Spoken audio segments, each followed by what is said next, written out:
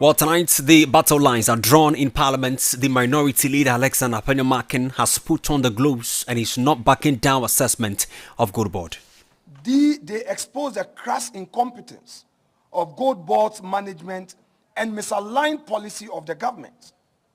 No serious institution loses this much money by accident.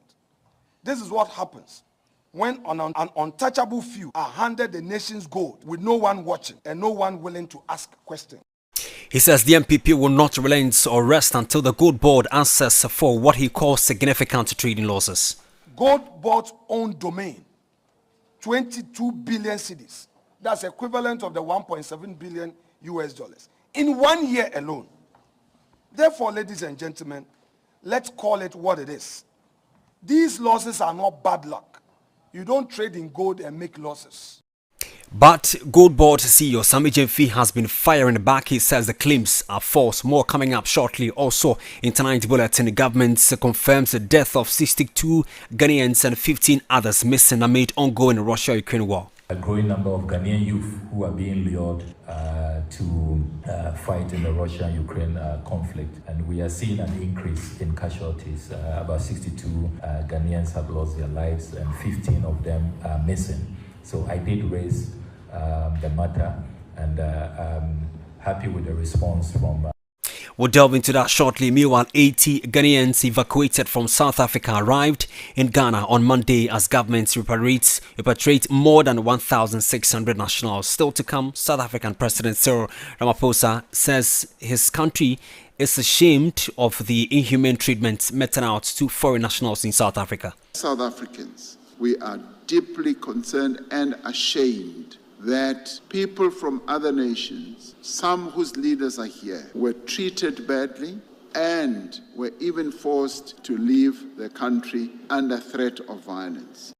And later tonight, KNUST hostel owners challenge Rent Control's Department Authority to regulate student accommodation fees. In today's Ghana, people are given a choice. If you can afford 4,000, there are hostels that will charge you 4,000. There are students who can pay the 20,000, 30,000, and people have provided for that kind of market. We've got some critical questions to ask tonight. Also, on 505, we'll have some education on what the airline 2519 say about earphones and airports while driving, as the Ghana Police Service renounces a flyer circulating on social media. We have these and more stories plus some interesting analysis to do. Stay with us.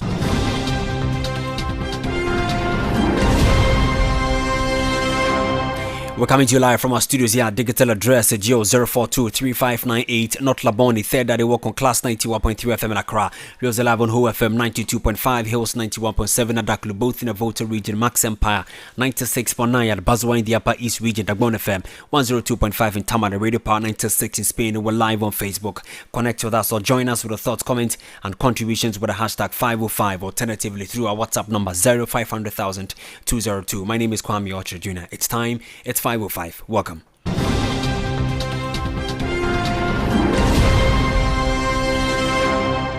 505 is always brought to you by MTN. Everywhere you go. Now to the very first story. The minority in Parliament says it will intensify its demand for accountability from the management of the Ghana Gold Board, insisting that the institution has suffered significant losses from its trading activities. His comment comes on the back of the public dispute between the minority and Gold Board Chief Executive Officer, lawyer Kwame Jnr, over the institution's financial performance. Minority leader Alexander Kwame Okyere Jnr says the caucus will continue to scrutinize Gold Board's operation despite management rejection of the allegation. Speaking to journalists in Parliament, Mr. Okyere Jnr maintained that Gold Board had made losses but was relying on what he described as accounting gimmicks to present its operations as profitable. He said the minority will not relent in its pursuit to answers on how the country's gold resources were being managed. By the fund's own numbers, the Bank of Ghana's equity stood at negative 93.8 billion cedis at the end of last year, negative 6.7% of GDP. Our central bank is technically bankrupt, therefore. And the single biggest driver of that collapse in the 2025 was Gold Operations, Gold Board. Gold Board's own domain, 22 billion cedis. That's equivalent of the 1.7 billion US dollars in 1 year alone. Therefore, ladies and gentlemen, let's call it what it is. These losses are not bad luck. You don't trade in gold and make losses. They are not a difficult market. They expose the crass incompetence of Gold Board's management and misaligned policy of the government. No serious institution loses this much money by accident. This is what happens when an untouchable few are handed the nation's gold with no one watching and no one willing to ask questions. Ghanaians have already sacrificed much to keep this economy standing. We tighten our belt for the sake of stability. That is why it is so painful to watch this scheme quietly give away sums that will make any right-thinking citizens weep. We did not endure hardship so that billions could vanish into unexplained spread and unnamed off-takers. Let us be honest about what $1.7 billion actually means. It is hospitals that will not be built. It is needless maternal deaths that would not be prevented because the theaters, the blood banks, and the trained hands that could have saved a mother in labor were never funded. It is schools that will not be built. It is poor roads that will not be constructed. Roads that claim life every week. It is water treatment facilities that will not be constructed, even as our people's water is poisoned by galamsey this government has failed to control. Every one of these is Ghanaian life diminished by a loss that does not have to happen. Gold Board must tell Ghanaians the following. 1. What prices were paid for gold? How were those prices determined? What premiums, if any, were paid to secure the supply? How were international off-takers selected? At what discounts were their gold sold? How much was earned by Gold Board in service and asset charges from transactions financed by Bank of Ghana? What commercial risk did Gold Board itself bear? What transactional risk were passed automatically to Bank of Ghana? What internal risk controls existed to protect the financier, the Bank of Ghana? What corrective measures were taken as losses accumulated? And most importantly, if Gold Board controlled critical part of the trading process, but Bank of Ghana absorbed losses, where precisely did commercial accountability reside? These questions aforementioned go to the heart of the very matter we have raised. So, a business model where entity earns fees and another absorbs losses requires scrutiny. In fact, it stinks. It stinks. The structure deserves particular attention because it creates what economists and governance professionals will recognize as a potential moral hazard problem. If an institution earns transaction-based income for purchasing, assaying, and aggregating gold, while the financier bears the underlying trading losses, then increasing transaction volumes may increase the agent revenue even where the overall program destroys value for the principal. Any responsible government confronted with this 22 billion loss should immediately investigate whether the incentive structure encouraged excessive volumes, inadequate pricing discipline, or insufficient attention to trading costs. But what the Gold Board chief executive has forgotten is that when initially the fees were around 15% and the minority raised the first red flag and the press conference was held by our respected colleague Opon Krumah. So that's the minority leader in Parliament and also the member of Parliament for Futu constituency, the Central Region, Alexander Kwame Okyere Jnr. But Mr. Sammy Jnr, as the Gold Board CEO, has rejected claims that Gold Board has incurred losses, describing them as false and pointing to the institution's audited 2025 financial statements. My colleague Zita Okwan joins me in studio with a post from the Gold Board CEO. Zita, tell us more from the post on Facebook. Well, the post is headed the statement of financial performance for the year ended 31st December 2025. Says that the blatant lie being persistently peddled by Okyere that the Gold Board has made losses is only a figment of his hallucinatory imagination. What a joke of a majority leader he is. He goes on to say that page 16 of the Auditor General's report and financial statement of the Ghana Gold Board. That's what he put out there. A part of it is what he put out there. The Gold Board for the year ended 31st December 2025, disclosing an operational surplus or profits of 907 million Ghana cedis and overall surplus profits of 5.4 billion Ghana cedis.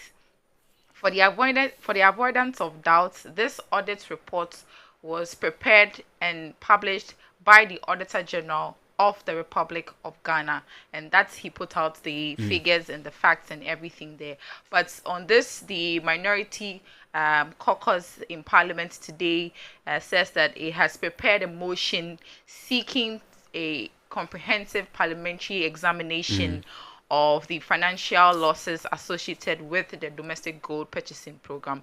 At today's press conference, the leader of the minority, which is Alexander Okyere Jnr, says that the motion will be filed ahead of the Parliament's resumption. That's following the recall, and the minority, they are expecting that the majority caucus will cooperate in ensuring that the matter receives necessary parliamentary scrutiny. Earlier in the sound, we heard the minority leader saying that sometime back in Parliament, when they wanted the CEO for Gold Board, Sammy Jnr, to be hauled before Parliament to answer some questions, the majority leader then, Mahama Yariga, had slide that away, but then they said that this time around they'll move a motion to have or to seek a comprehensive parliamentary examination of the financial losses on Gold Board. It goes further to say that it's questioning the role of the Bank of Ghana in the domestic gold purchasing program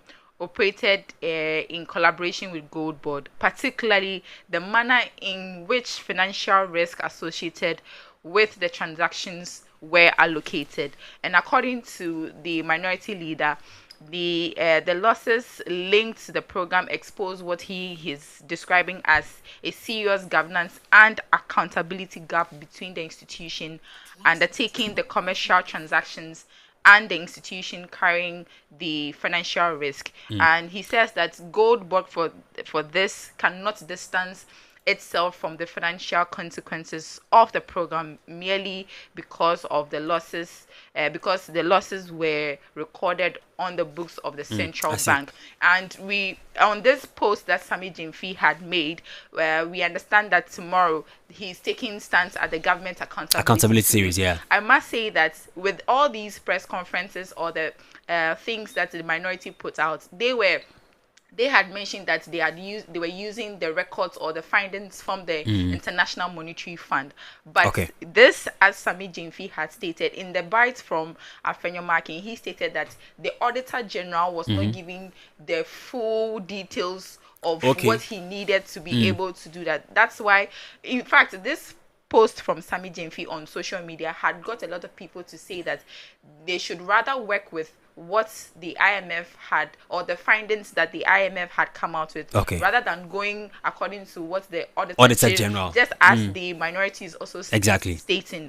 But tomorrow maybe we would hear more from him as he takes stance at the government accountability series. Very well, thank you so much, Zita. That's my colleague Zita in Parliament, giving us the breakdown of what's the statement or the post by Sammy Jnr, the Chief Executive Officer for Gold Board, saying.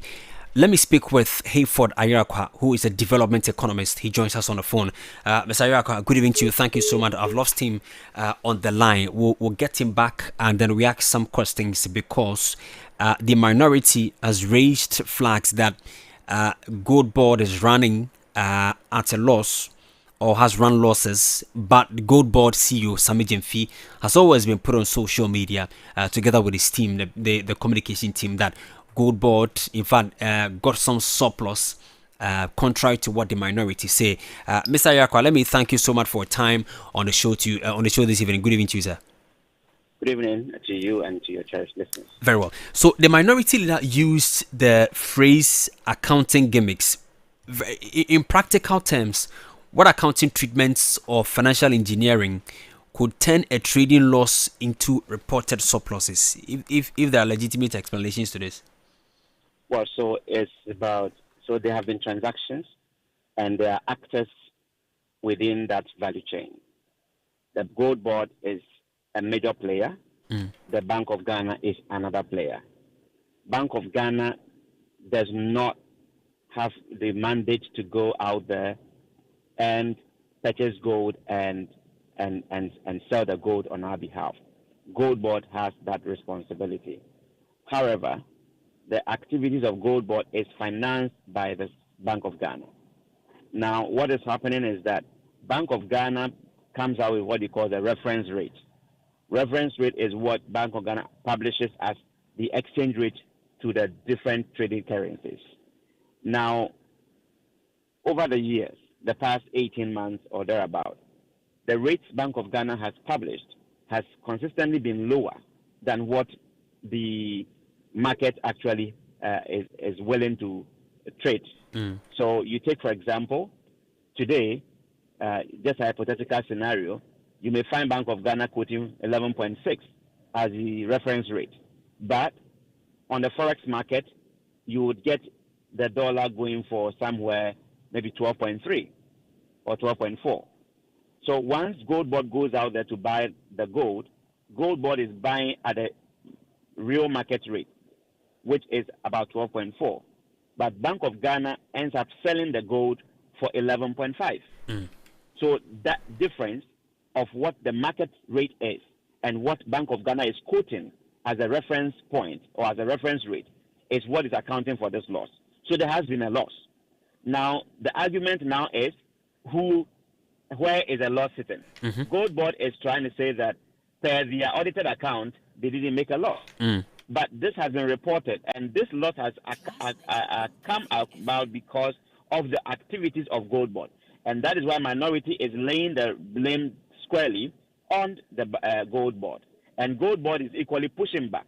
Now, you remember that Bank of Ghana has told the Ministry of Finance to take up that responsibility of financing the Gold Board because they are not comfortable reporting these losses in their own books because it doesn't speak well for them as a central bank.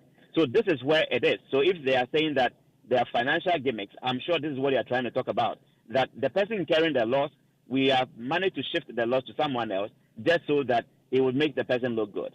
So, but the point is that the loss has occurred. And the loss occurred because of the operations of the Gold Board. I see. Now, let's talk about Gold Board's core mandates. Should an institution like this be focused on operational profits, or its real value is stabilizing the gold sector and protecting Ghana's foreign exchange reserves? Is the minority focusing on a wrong metric? I think that it's equally very important. At the end of the day, if you said you are stabilizing the city or a foreign forex market and making sure that the city is stabilized and all the dividends that come with it, it is true. However, at what price? We need to know the price so we know whether what we think we are achieving, when we weigh the pros and the cons, is it still a good decision to be made? I think for me, I have always had the view, and this is my personal opinion, that there seemed to be upper hand handling of our cedi exchange rate. Now, if central bank were to lift its hands off the exchange rate and allow market equilibrium to play, then this loss would not even have accounted in the first place. That is the first point.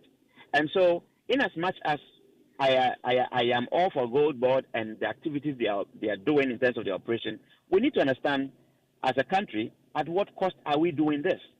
Because I always say, from where I sit, I am all for domestic production. I'm all for local import substitution industries. As a result of this policy direction, we are literally collapsing local production industries and making import the order of the day. So now if you are in the business of importing, then you are in good business. If you are in the business of local production, you are really struggling. That is not, for me, a good way to go. And so we need to weigh the pros and the cons in a broader context, not just looking at the monetary value that we can see. There are other costs that we need to quantify and be able to come to that conclusion to say that this is the way to go. If you were advising the Finance Committee of Parliament now, what specific documents or forensic audit trials would you demand from Gold Board to settle this dispute once and for all, beyond the audited statement from the Auditor General's report? Because the minority is also raising concerns that the infractions goes beyond the Auditor General's reports, but from the bank, from the World Bank, IMF. I would say that we need, one of my biggest challenge with Gold Board is, if I have to do an audit of Gold Board, I would audit the source of their gold. Okay. Because for me, I'm concerned about our environment and water bodies. I'm worried, and rightfully so, that at the expense of every other thing, as far as we can get the gold to stabilize the economy.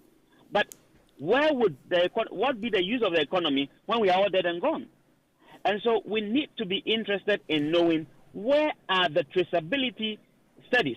Where are the traceable indicators that Gold Board is using to assess or source their gold? If they are just sourcing gold because it is supposedly coming from artisanal small-scale miners, they should just tell us. And we should be able to independently verify that this is an artisanal small-scale mining firm that is producing gold. I dare say, nearly 99% of all so-called artisanal small-scale mining are doing illegal mining.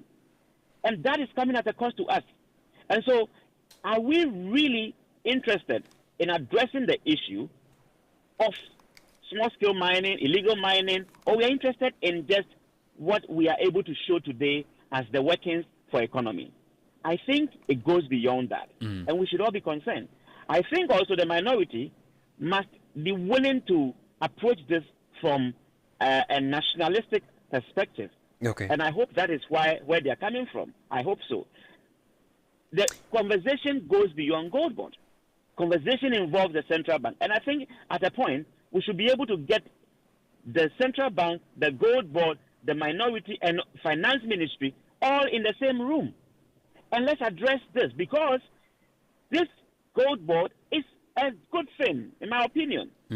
Let's be sure where we are getting our gold from. And two, let's also ensure that we can bring down the losses. So in the long run, it is helping address an important issue.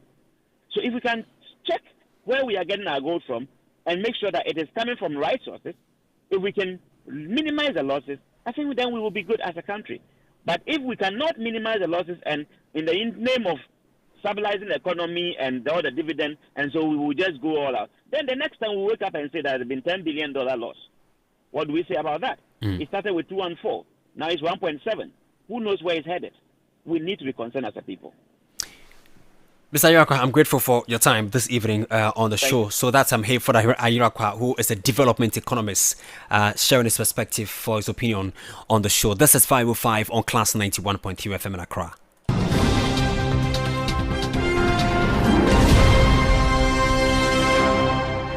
Now, government has confirmed the death of 62 Ghanaian citizens, with 15 still missing after traveling to Russia amid the ongoing Russia-Ukraine war. The announcement was made by Ghana's Foreign Affairs Minister Samuel Okudzeto Blakwa during a press conference in Moscow, following bilateral talks with the Russian Foreign Affairs Minister. Speaking at the press conference, the minister raised concerns over the alleged illegal recruitment of Ghanaian citizens lured to Russia and subsequently enlisted to participate in military military operations. He said Ghana is particularly worried about the recruitment of young people who are promised employment opportunities but end up involved in the Russia-Ukraine war. Listen. In our bilateral meeting, we raised the matter of a growing number of Ghanaian youth who are being lured to fight in the Russia-Ukraine conflict.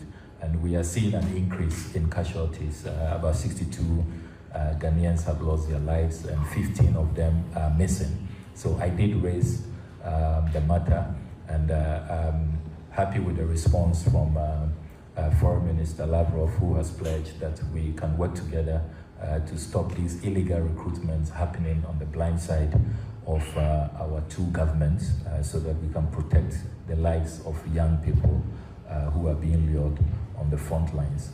So I want to assure Ghanaians back home that that matter, which is of concern to Ghanaians, how we work together to make sure our young people are protected and are safe.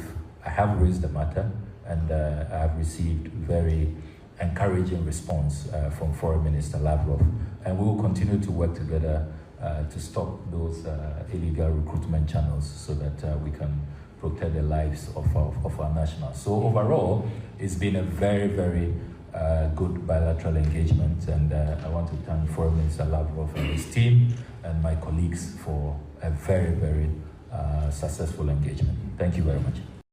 So that's the Minister for Foreign Affairs, Samuel Okudzeto Ablakwa. Let me speak with Farouk Anwahab, who is an international relations and diplomatic consultant. Farouk, let me say good evening to you. Thank you so much for your time on 505.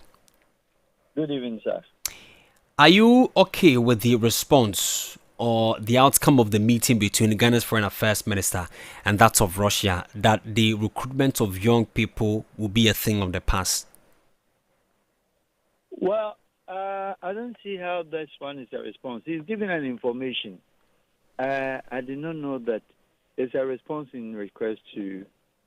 He's giving an information out there, which I think he suggests by saying that 62 Ghanaians, if that is a reference, 62 Ghanaians are perished in the Russian-Ukraine war, and then 15 others are missing. Well, first of all, the numbers, I can say that is not validation here in this regard, because the ministry, and for that matter, the minister, is not in the position to know how many of the Ghanaian soldiers or the Ghanaian young men who were recruited. Because I know for a fact that good number of them, they recruited themselves whilst in Ukraine. Some are students, some one would call that ordinary travelers, some were hustlers, and some were recruited from Ghana. What does it mean? What it means is that the figures could be way, way, way higher.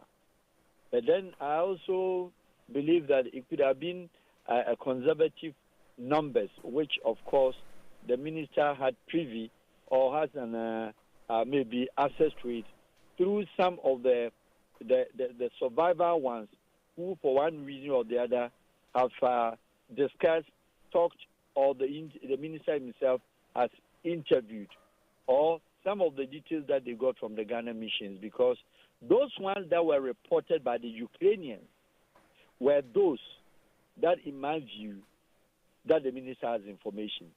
But those that the Russians took in there, I can tell you that the Russians will not tell the Ghana government that we took 20 soldiers, 30 soldiers of yours, recruited 300, 25 of them are dead, and 20 left. That is not the case. Because you recall that if you look at their contract, which I've had a chance, because a family that might be listening or for whichever reason, a family contacted me for one of their own, a son, who got himself recruited with the Russian army, but the condition was so juicy. The boy had been in Russia for long. He joined them. The most basic thing that attracted them was not only the salary. The basic thing attracted them was that after 1 year of the service, you become a Russian citizen. And that 1 year contract was giving them close to about 500,000 Ghana cedis. about 500,000 Ghana cedis. To them, call it 50,000 or whatever. Some I do know got more because some had a little bit, some kind of a basic higher than the normal rank, which they started with them. So the students that went there, and some who were Ukraine and defected to Russia, all those who were already in Russia, living even with Russian girls, Russian citizens, their girlfriends, their friends, actually invited them, counseled them, and then made them join the services. And then if they join the service, having been in Russia, you and I know that is one of the country's conservative system, that is communist system, very difficult to get resident permit. Very, very, very difficult. And the system is like that the moment your visa expires and you do not go out and you don't have a resident permit, you dare not go out again because at the airport, either in Moscow or Sochi or wherever, anywhere, Chechnya, anywhere you get to the airport, they will arrest you. And Russian jail is one of the rough, stubborn jail. So you dare not. But much as they don't do control like UK could do, like Germany sometimes, Russia hardly controls in the city. So if your visa is expired, stay in. They don't care. Unless maybe there's an issue that attracts danger or there's something you get yourself seriously involved before immigration picks you up. Ordinarily, they don't control. So what does it mean? Those who had the access to live in visa expired and hearing that after 1 year you become a Russian citizen, why wouldn't they join? They did. Indeed, this family that I'm talking about, the guy were 5 in their combat team. They bring them to the warehouse. They do the packaging, they do the arms and ammunition, sorting, etc., and then also treating the wounds. That is how they started with them. Then they take them to the front line over the period, about 3, 4, 5 months. Then they push them, some 2, 3 months. According to the one that I handled, he was introduced to the front line about 2 months into the service. What does it mean? The Ghanaian guy that he went with, his own colleague, the guy died. They were at base. That in the bunker, a sniper, a Ukrainian sniper, killed him. And he himself even had an accident, which he had a surgery, but he was recovered and then went back to the base. And now there is the catch. Once even the 1 year had expired, the money indeed they gave him, but they were forcing him to do 1 month more. That is why I came in.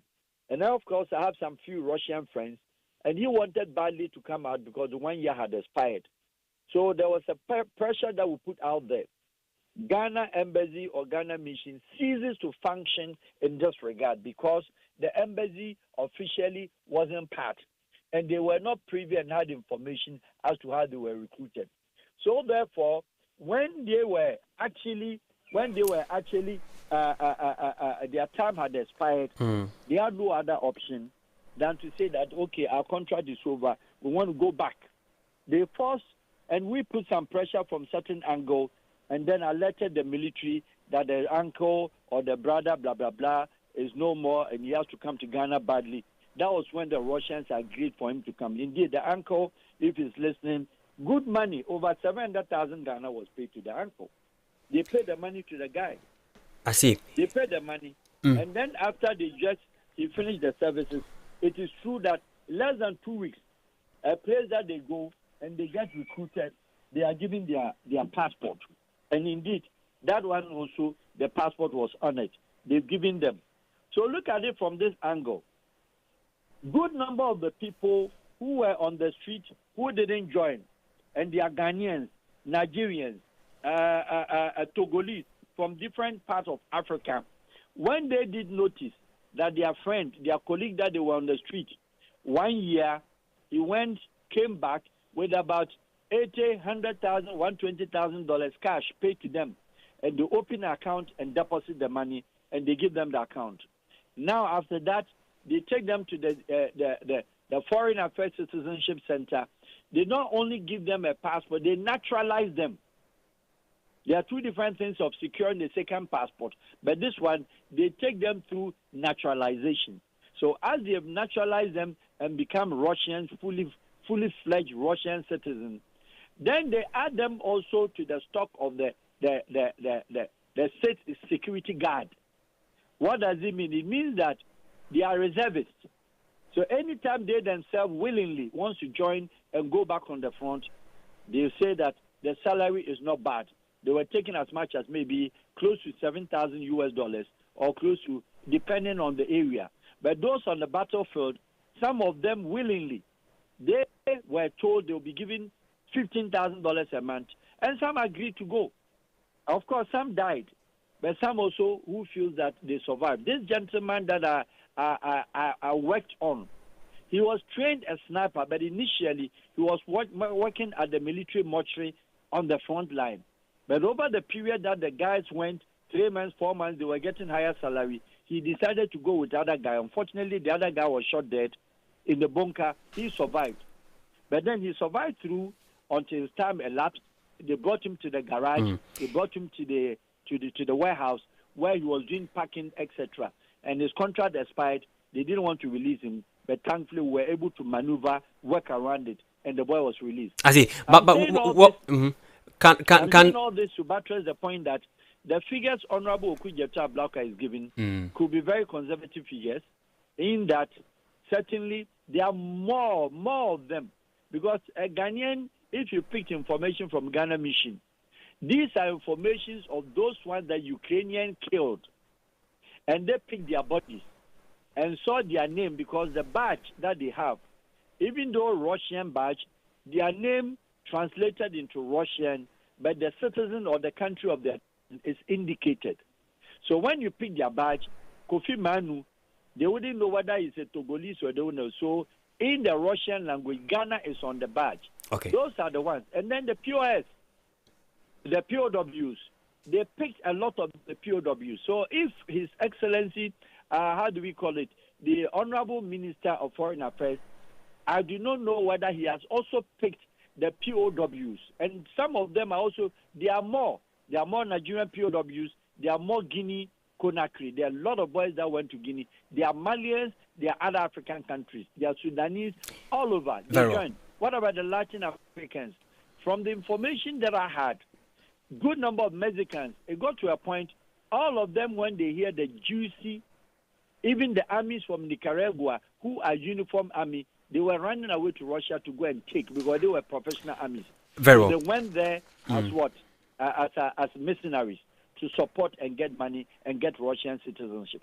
So, yes, the information is correct. It's very apt, but I strongly believe that it is more than what we are seeing, or more than what the minister knows of. I see. Farouk, let me thank you for your time this evening. Because of time, we have to leave it here. That's Farouk Awahab, who is an international relations and diplomatic consultant. Meanwhile, the Ministry of Foreign Affairs has evacuated 80 more Ghanaians who have arrived in Ghana on Monday, August 18, 2026, following a series of xenophobic attacks in South Africa, as the government continues to the second phase of its repatriation exercise. The latest batch forms part of an exercise program for Ghanaians affected by the recent xenophobic attacks and growing tensions targeting foreign nationals in South Africa. According to the Ministry of Foreign Affairs, more than 1,600 Ghanaians have so far been evacuated in an exercise that began in May. We'll go on the phone line, speak shortly, and speak with a foreign. Okay, so let me have a conversation with the Director of Information and Public Affairs Bureau at the Ministry of Foreign Affairs, Francis Bogla. Francis, good evening to you. I'm grateful for your time on 505. How many more Ghanaians are still waiting to be evacuated from South Africa following the evacuation of over 1,600? We have roughly about 300 Ghanaians who are still waiting to be evacuated back home. What triggered this second phase of repatriation?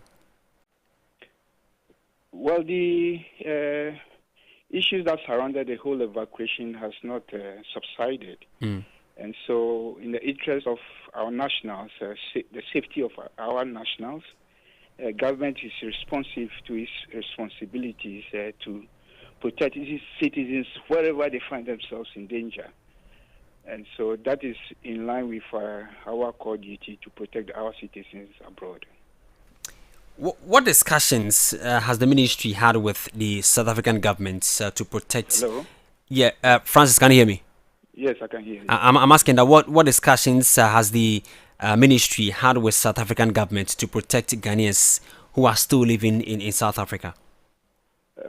Consultations behind closed doors have been had with the authorities of the South African government, both in Ghana and in South Africa.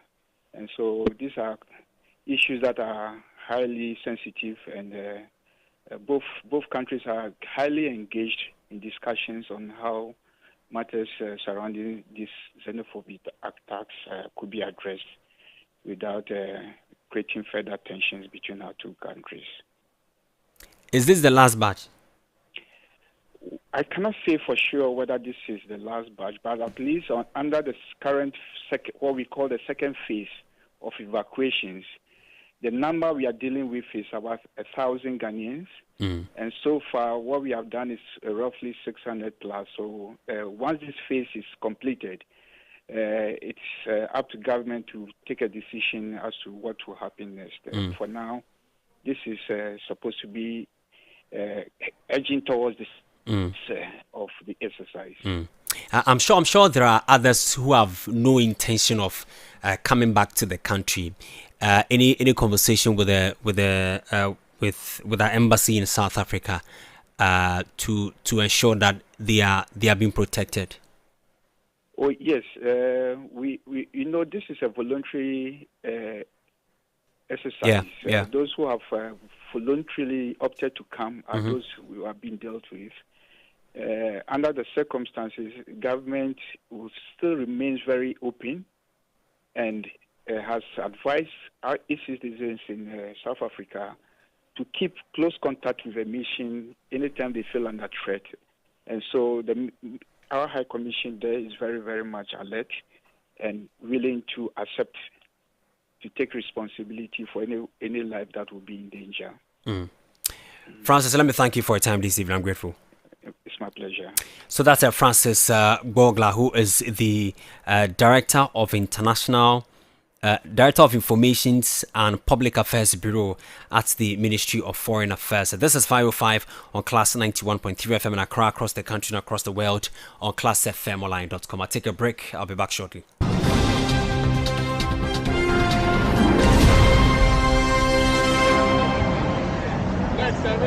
"30 years ago, MTN arrived in Ghana and everything changed. Now, to celebrate 30 years, we are giving back big time. The MTN at 30 promo is here. 9 Toyota Land Cruiser Prados to be won. Over 10 million Ghana cedis in rewards, plus so much more. Connect to your everyday hustle on MTN. Make video calls. Browse the internet for business with family and friends. Connect your home to MTN Fiber. Make that money move on Momo and stay ahead because every move counts. Ghana, let's celebrate 30 years of MTN with the MTN at 30 promo. Use more MTN services, build more points, and win big. Dial *530# or visit the My MTN app for more.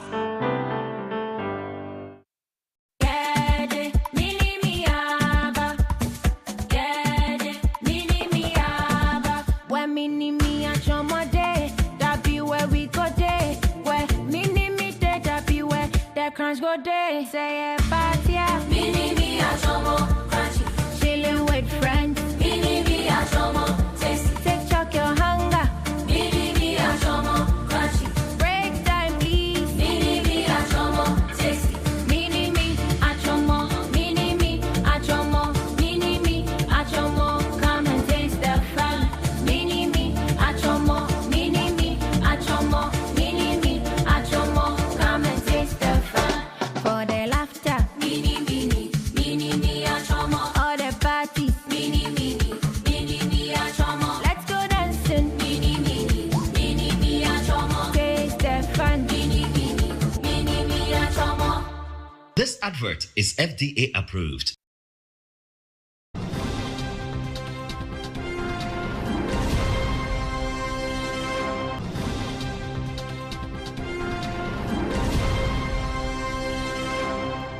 Well, some 45 minutes after 5 you're on Class 91.3 FM in Accra, across the country and across the world on classfmonline.com. Well, a growing dispute has emerged between private hostel owners around the Kwame Okyere University of Science and Technology and Rent Control Departments over regulation of student accommodation fees.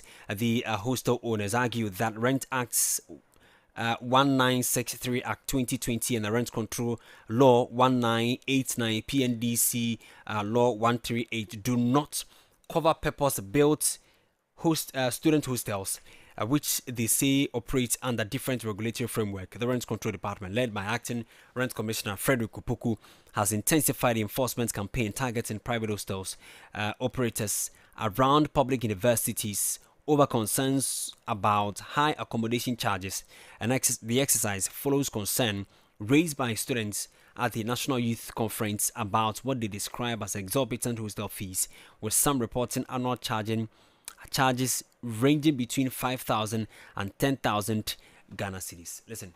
Continental Hostel, Nevada Hostel, Fortune Royal Hostel, Adumbi, Caris Cronus, Golden Paradise, West End Hostel, by His Grace Hostel, Wajingo Opal, Wajingo Hostel, Menu Hostel, Manchester Hostel, KG Hostel, Leanderville Hostel, St. Teresa's or St. Moses Hostel, Tabus or is it Tabuas Host Corps, many others to follow. Altitude, Ultimate, Victory Towers, name them. Just to mention a few. They should stand well and they must do the needful. I directed that they should not increase their hostel. I therefore want to go there and ask them if they have to increase their hostel, then let us see. But like I said, when I come to Ashanti region, beginning from there, I am bringing also application to assess rents.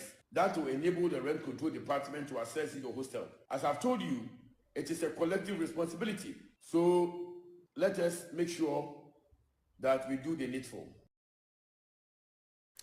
So, well, the hostel owners, however, say they recognize the accommodation challenges confronting students, but believe that the approach adopted by the Rent Control Department could undermine private investment in student accommodation. They argue that forcing student operators to reduce their charges or withdraw their services could further limit the already inadequate accommodation options available to students. President of the KNUST Hostel Owners Association of Ghana, Bishop Dr. Kwame Okyere Jnr, is therefore calling on the Rent Control Department to follow due process and clarify its justification. He also warned that hostel owners could be forced to reconsider their operations if the Rent Control Department continues with what they describe as an attempt to regulate their businesses without a proper legal backing.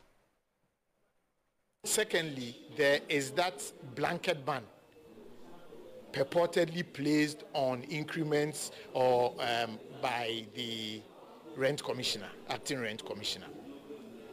That is not a power given to the acting rent commissioner under the Rent Act and its regulation. It is only the minister who has the power to assess a blanket or undertake a blanket assessment of premises. And even then, he has to go by an executive instrument.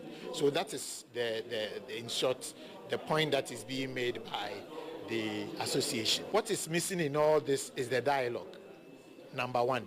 Number two, it is clear that in the 1960s when the Rent Act was being passed and all the subsequent legislative instruments and executive instruments, there was not in contemplation student hostels as they now exist. So that's the president of the KNUST Hostel Owners Association, Bishop Dr. Akwesi Owusu. There were counsel for the association, Michael Jan Owusu, has similarly accused the Rent Control Department of acting outside its jurisdiction and called for dialogue between the department and the hostel operators to resolve the matter. In fact, in the first place, we don't operate under the Rent Commissioner. I stated some legal basis for this. The Rent Commission itself does not control prices above certain threshold. They were meant for single room and chamber hall apartments. They were not meant for such arrangements. Now, all the legal provisions say that if there is an accommodation to be given out to anybody, there are two systems that operate in Ghana. The tenancy one, and then the license one. The license one, you go there, the operator or the owner of the facility reserves certain rights because he doesn't want his facility to be degraded. So he takes responsibility for the cleaning, for washing certain areas and that sort of thing. But with tenancy, you can't go to you negotiate for the price. And when the price is negotiated, the person takes total control. So that's Counsel for the Association, Michael Jan Owusu. It's time for business, and Nanajima Prempe is here.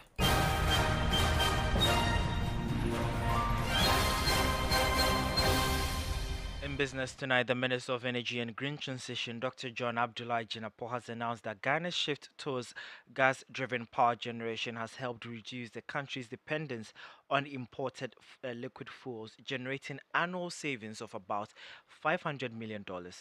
According to him, the increased gas availability had significantly reduced the country's heavy reliance on imported crude oil and other liquid fuels for power generation. He spoke at the launch of the Petroleum Commission's 15th anniversary celebrations here in Accra.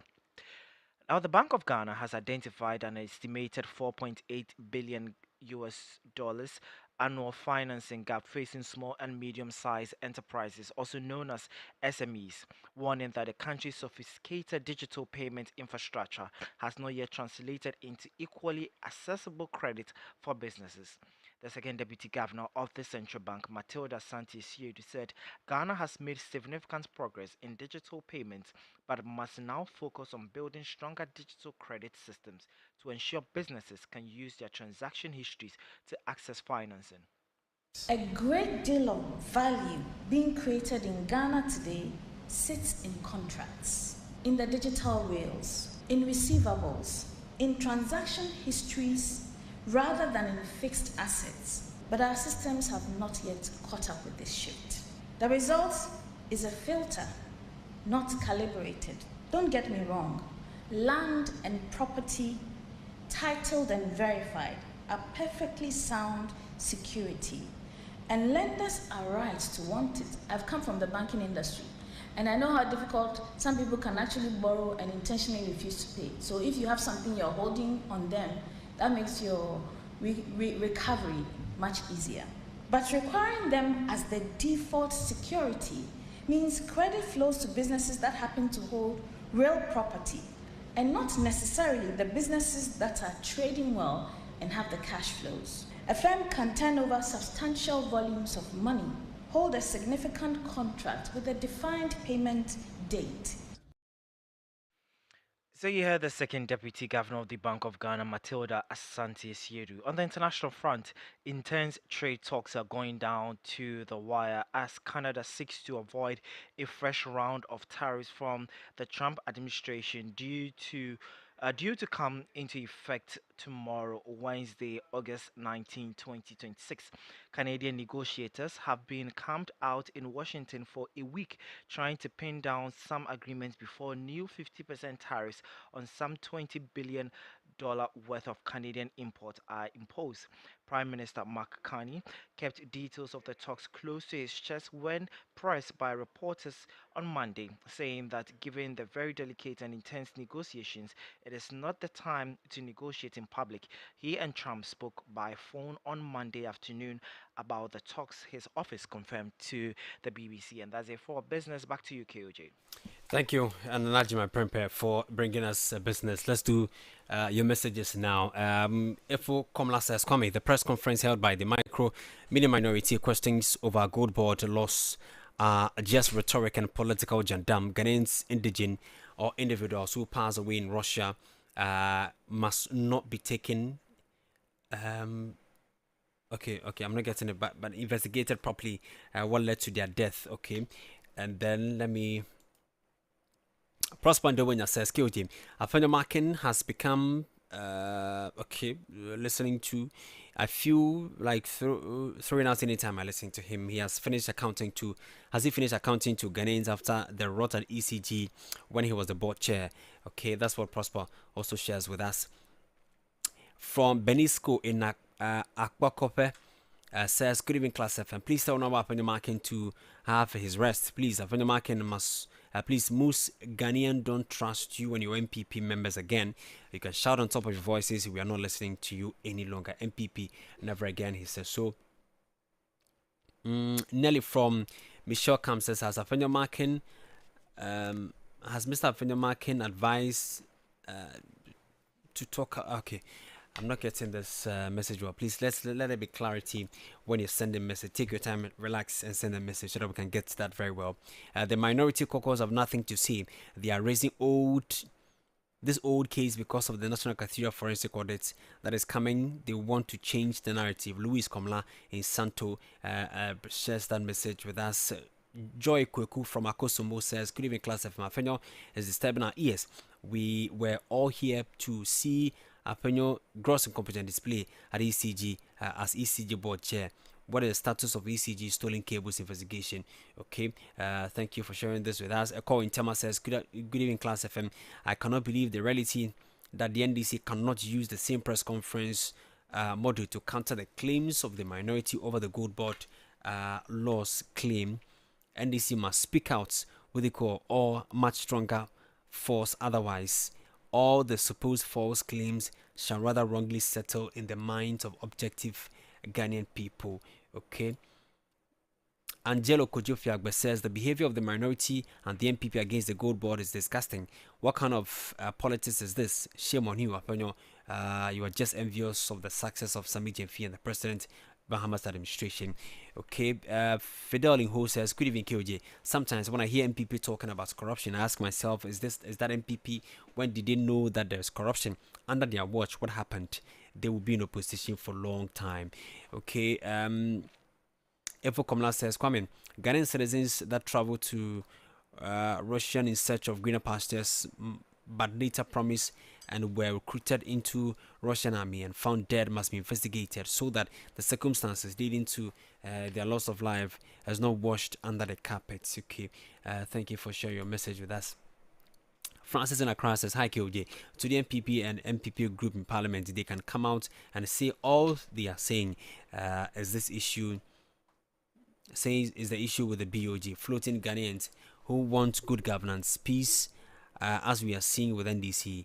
Okay, BOG is for Ghana and will do its work to save Ghana. Francis in Accra shares that with us. Okay. I think I've done this already. On behalf of my team, I'm grateful for a time on 505 with us in the last 60 minutes. I leave you in the hands of Mr. Mauto, who will drive you home safely. Until then, stay safe. Enjoy class 91.3 as Mr. Mauto takes you home safely. My name is Kwame Okyere Jnr. Always a pleasure coming your way on 505 on class 91.3. We'll do the same time tomorrow at 5 p.m. Good evening. Good night.